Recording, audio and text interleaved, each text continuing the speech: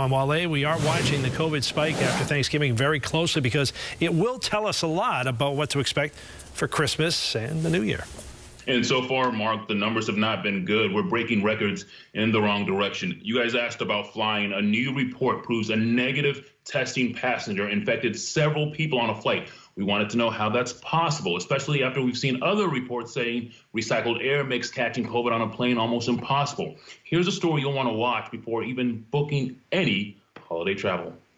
A recent case study from New Zealand health officials confirmed someone who got a negative test within 48 hours got on a plane and infected at least 4 people. The traveler was asymptomatic, tested negative, and was contagious. Newton Wellesley Dr. Michael Mislak says some of the responsibility falls on us, the patients, getting tested to find out exactly what type of test we are taking. So when I go get tested, what questions do I need to ask? Pause it right there. Before he answers this, please get a pen and write these down. Okay, play. Who's administering the test? What type of test is it? Is it the PCR test? Or is it an antigen test? Try to get a PCR test if possible. The reason being, he says a PCR test is more sensitive, detecting smaller amounts of the virus even among asymptomatic patients. Bottom line, don't put as much weight on the antigen test. Particularly if you're not symptomatic, the antigen test has a higher risk of being a false result. The other bottom line, health experts say don't travel unless it's an emergency. And I know at Christmas, everyone wants to go and meet with Aunt so-and-so and Uncle whoever and Grandma and Grandpa, and I get all that. COVID's like Russian roulette.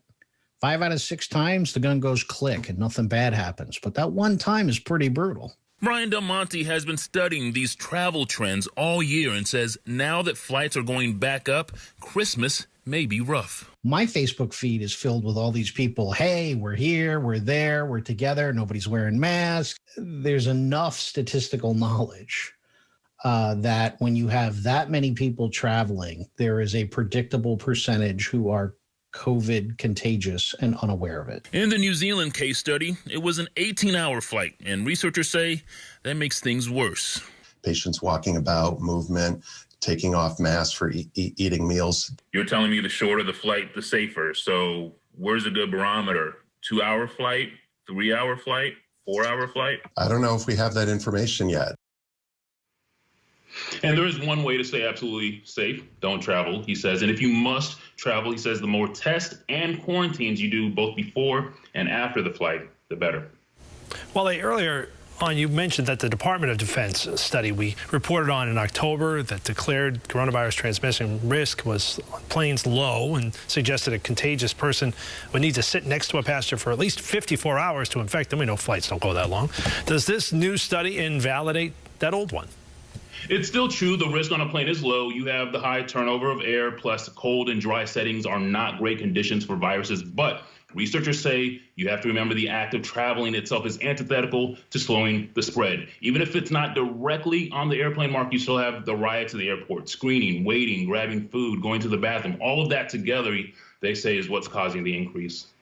To hear your guest say Russian roulette, boy, that strikes a nerve, I'll tell you. Great quote, right? Exactly right.